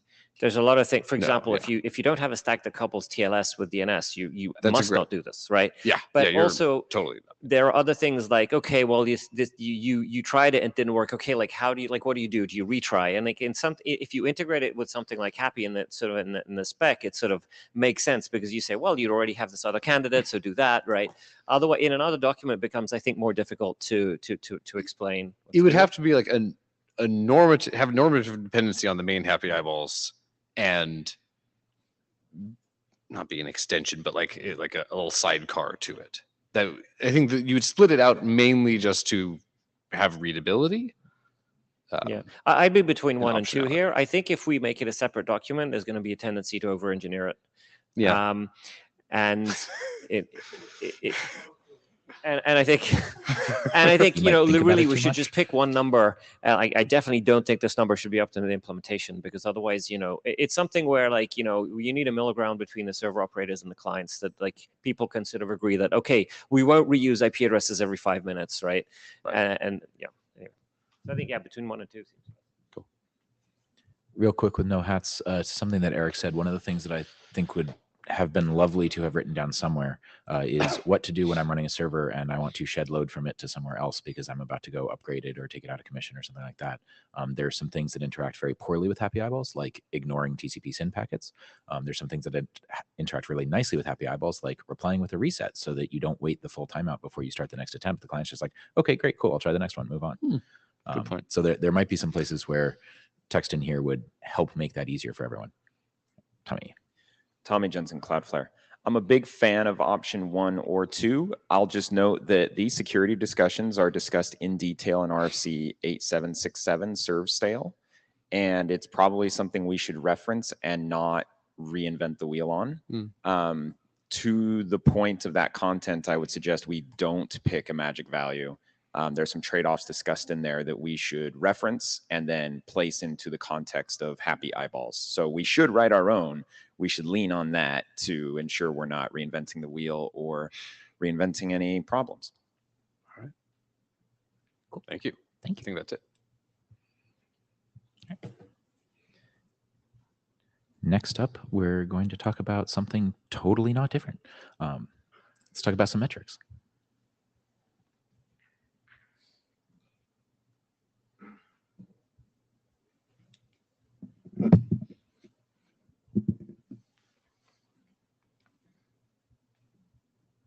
Thank you. My name is Gautam Akiwate, and I work at Apple. And this presentation is more of me asking questions, so much so that even the title slide is a question. I have no answers. So part of what we're hoping to do today is get some conversation going about how exactly, we have a bunch of these values strewn around in the document. And when Tom and I were discussing, we were like, okay, we want to collect a bunch of metrics. Happy Eyeballs, we had a bunch of metrics that informed those values. And in essence, the choice of those values represents a trade-off. It represents our value judgment. And I think, as Stuart had mentioned, there has been an evolution of Happy Eyeballs about, we just want a working correction, to Happy Eyeballs v2, where we're like, we want to sort of tip the favor a little bit towards IPv6. And now the landscape is a lot more complex. We have SVCB records, we have ECH, Quick, and what is our value judgment exactly? And I feel like the document is a little bit sparse on what exactly are our preferences in this. If we were to change these values, what would that, if that were to mean something, when is it okay versus not okay? And concretely, for instance, here is an example scenario. And again, as I said, I have no answers, and all I have are questions. So you'll see a lot of question marks in my slides. So for instance, if we decide to reduce the resolution delay timer from say 50 milliseconds to 40 milliseconds, and it reduces IPv6 connections by 1%, is that performance trade-off something we're okay with? On the other hand, if we say, oh, like just reducing that reduces our SVCB use by 1%, now maybe we were okay with IPv6 connections being used a little less, but maybe we're not okay with the SVCB resource records not being used consistently. And I think there are like no right answers, but at least I think whenever we write this argument, we should make our preferences explicit. Like, what is our exact value judgment? Like, what are the trade-offs that we are okay with? And here is our preference order for what things we value.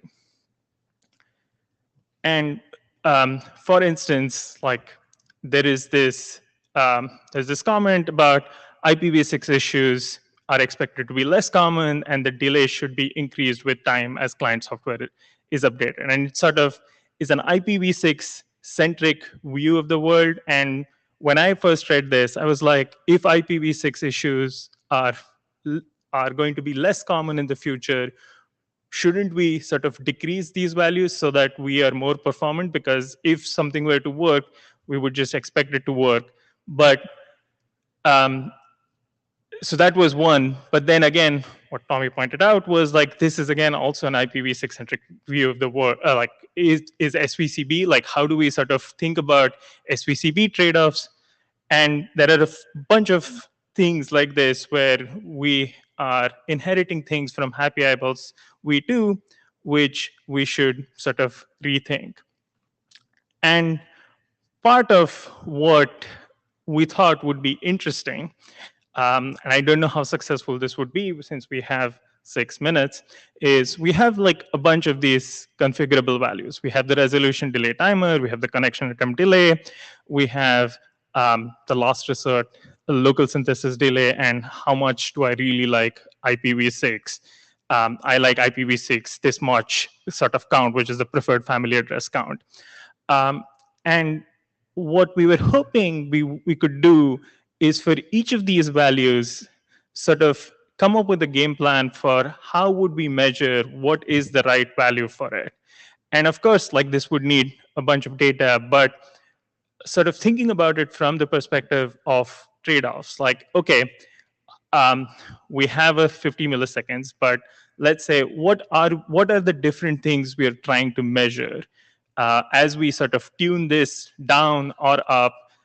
What are all of the things that we should be measuring? So one would be, yes, how many IPv6 connections we make versus IPv4. Should we also measure the number of SVCB resource records that get or not that get used versus not used? Are there things that we are not thinking about as we sort of think about these metrics? And what would be nice is if folks have thoughts, and I'm going to stop here for a bit and let folks think about it for a bit and come on over and try and answer some questions, because all I have are questions, so I would appreciate some answers.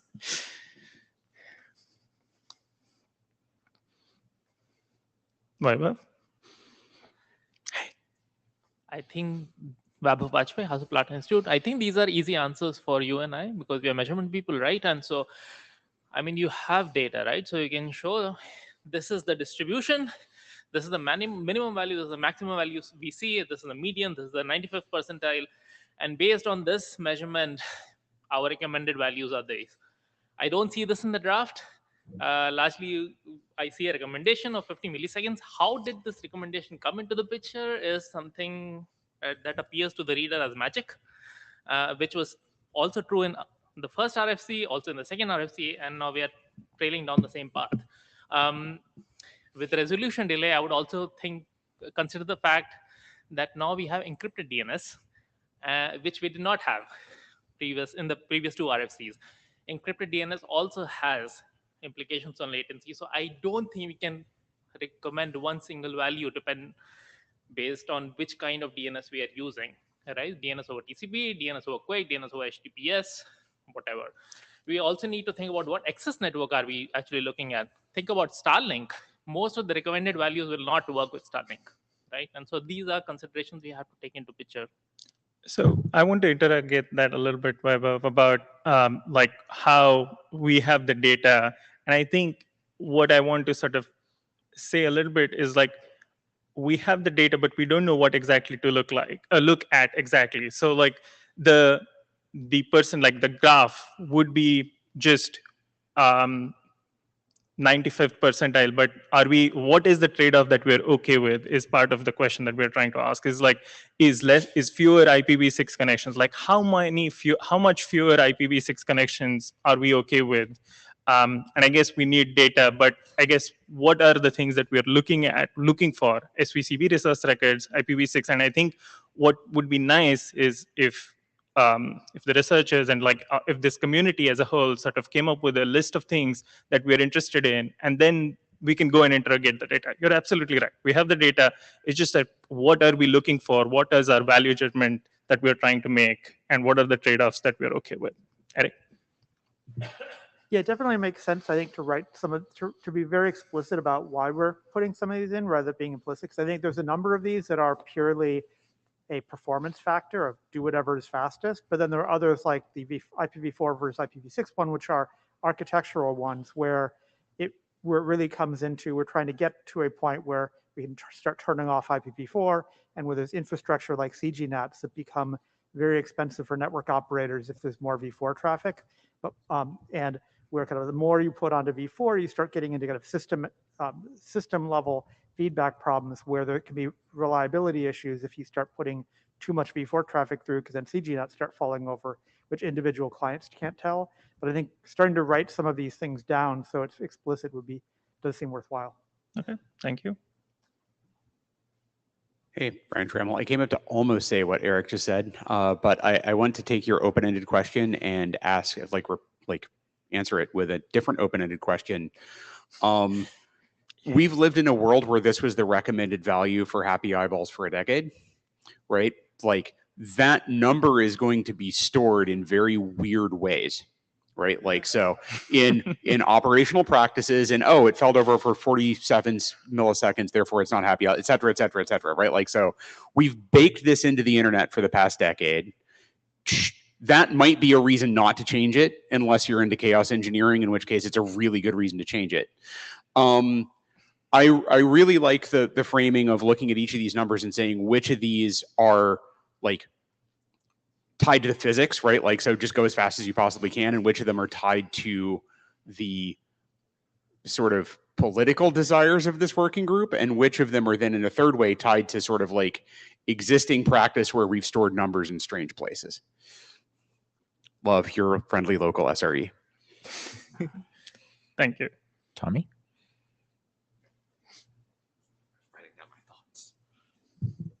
Tommy Polly Apple. So I think these are all good comments. Just taking like this one as a particular example, like it's not, some of them are not super obvious. Like this is the time between two different DNS answers coming back that ideally, like the queries went out at the same time, and the responses, depending on what was cached up there, should be coming back at around the same time. So this one is not a factor of the latency to the DNS server. And so like things like encrypted DNS shouldn't matter. One would think, maybe it does. But I think what's interesting, like when we're saying like we have the data, I'm not sure in all of these cases, because for some of these, it may not actually just be implicitly stored in the data, because we may need to do new measurements. Because there are times when we don't know how long something would have taken if we gave up waiting for it and we never had to get it. Maybe that's not with this one, but there are cases like that. And so a lot of these are, like you want to pick the value of, if you knew the future, what time would you do the thing at? And we don't know the future, but some of this may involve doing practical experiments in different places, or trying to do global experiments to try to see what happens if it shifts up or down. And Brian's point is great that like maybe some of these things have cliffs that we don't know about. We are at time. You have a couple of slides left. Do you want to speed No, run I think through so. them This in less was than this 60 seconds? was the idea was like we have a bunch of slides where we can get people to talk about, but I think we've gotten good feedback, and I don't know if Weber wants to have a last word in. Make it fast. Since talking about data collection, Weber does a bunch of measurement collection, so maybe he can help. Should also invite folks to come find you in the hallway after, and we can keep going on the list as well. I mean, a radical suggestion could also be that spinning this discussion of all these metrics and values outside of the main document, and then let's do the experiment and measurements and try to recommend lots of values what you can actually have for happy eyeballs. I don't think we should put fixed timers into the main document. Makes sense. Awesome. Thank you so much. Folks know where to find you if they think of other new answers to those questions. Hello, Johannes, Max Planck Institute for Informatics. I just used my own time to comment on what Brian said. The 50 milliseconds only exist in the Apple world. Google and Safari doesn't even do that at the moment. So if you want to change it, do it now before they start doing it. I'm here to talk about. Firefox doesn't do it. Safari is the only one we saw doing it. Yeah, I'm here to talk about the Happy Eyeballs web tester. And to be honest, I'm mostly the annoying postdoc who does not do the engineering. So those are the other names here on the slide. I'm just the lucky one to present it.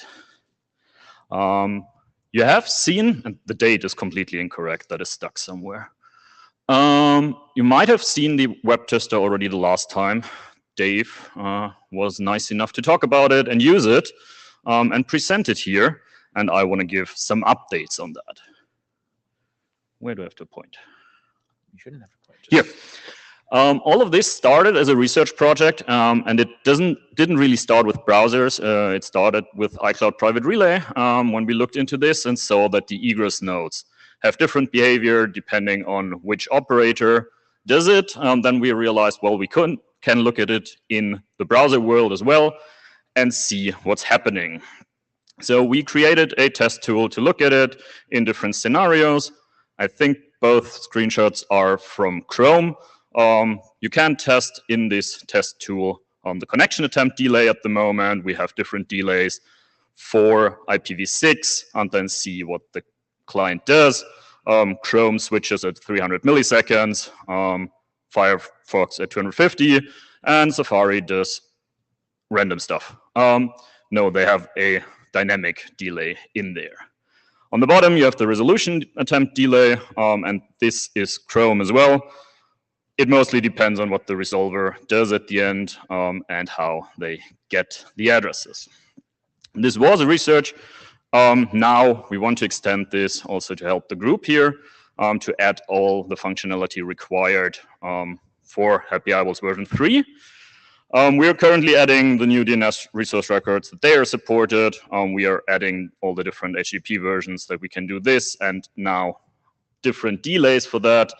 We want to allow configurable tests, and you can run this locally, or we want to plan another endpoint that is not in Munich, which changes the results if you run the experiments from here. So some information about how it works. It is a web page that is out there. At the end, it uses JavaScript, so you have to allow that. If you normally don't do, just do it in this case. At the end, all the results are interpreted at the client side. If you want to share the data, you can, but you don't have to. You can now evaluate how your client behaves in different network scenarios on different devices, browser setups, configurations, in combination with resolvers as well. There is a local environment as well to reduce caching effects or other network effects that is out there, open source, that you can use. And probably, I think Mozilla was interested for a CI tool there as well. So we try to keep this in mind if we can extend it in that direction. However, we saw for Safari that their dynamic approach, if we use special use addresses or private addresses, behaves different than on the internet. So this might have different side effects if it's locally and not on the internet. What we currently have, as I said, is the test for connection attempt delay.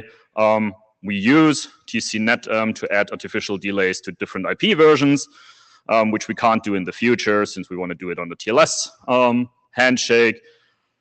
But we have this must in the future there, so we can more easily do this and don't have to consider different cases. So I'm happy about this change. And we can also apply to recursive resolvers. I know this is debatable, but we still did. And then we have the resolution delay, where we have a custom authoritative name server that adds all those delays depending on an encoding in the domain and returns them with the delay if required. Do something. Good. About the changes, we got the feedback that the measurements as they are might be too limited. So we added for now already two options that you can get the domain that triggers a specific behavior where you can select the delay that you want.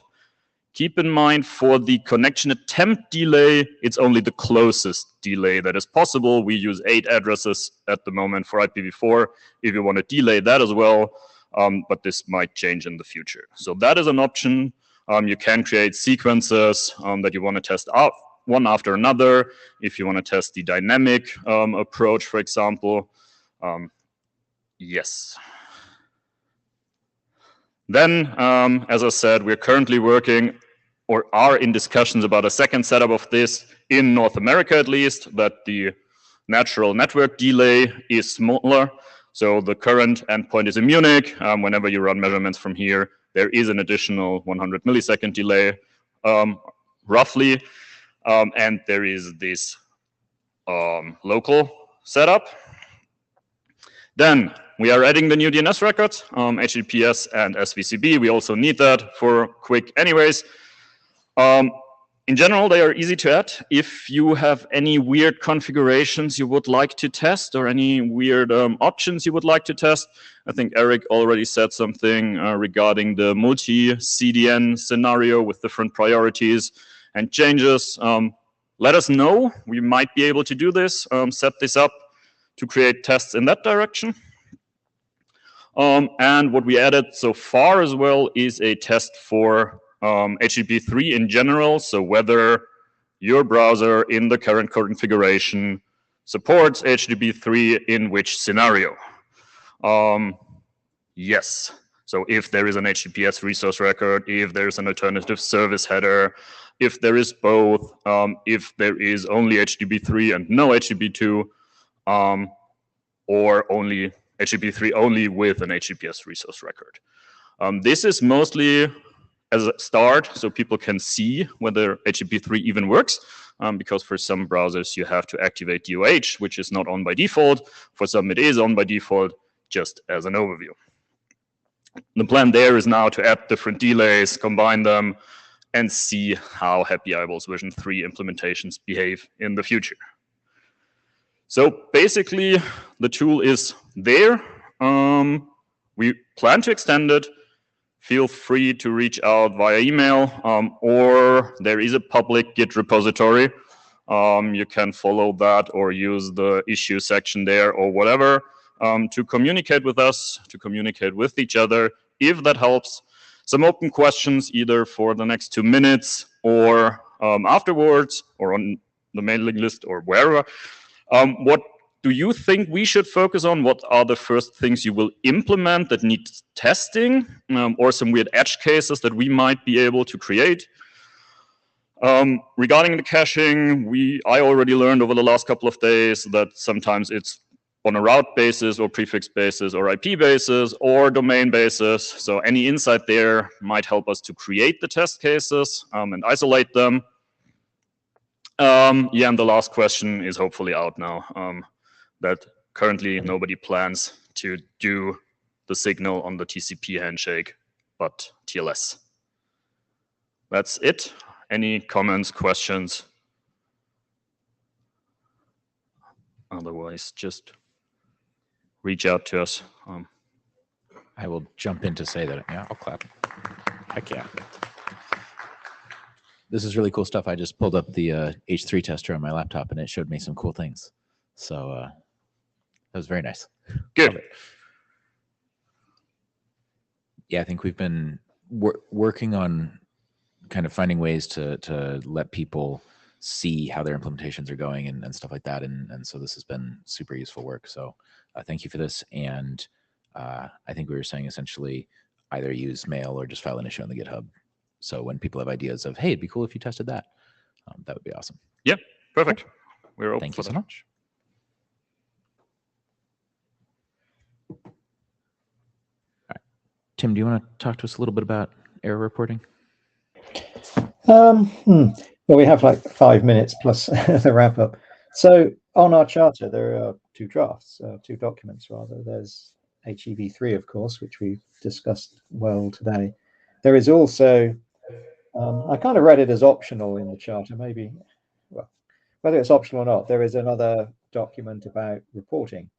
And it came up earlier, both Stuart and someone else sort of hinted that reporting can be useful, I think, in the context of Quick.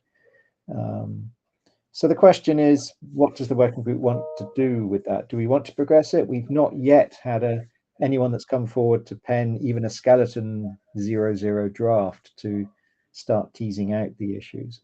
But it seems that if we want to go down this road, we need to understand what it is you want to report, who it would be reported to, how, and then obviously all the privacy issues that come as baggage with that. So we've got kind of 2 or 3 minutes where we could just hear from the room whether we want to progress this, whether we should drop it. It sort of bubbles up on the mailing list is very quiet, but the only thing that sort of bubbles up on it is the reporting. What do we actually want to do with this? Do we? No one volunteered to talk about it in this session. What do we want to do? Geordie, thank you. I know you put some posts to the list. That was great. So we'll just lock it after Mirja there, so we just get a flavor of the comments. Yes, basically. Be quick, please. Yeah. Basically, that's what I tried to do in the mailing list, which my message, and we had a small message change. I think we can do a version 0 draft, very rough, to try to summarize the discussion in the mailing list, even if this document is not going nowhere.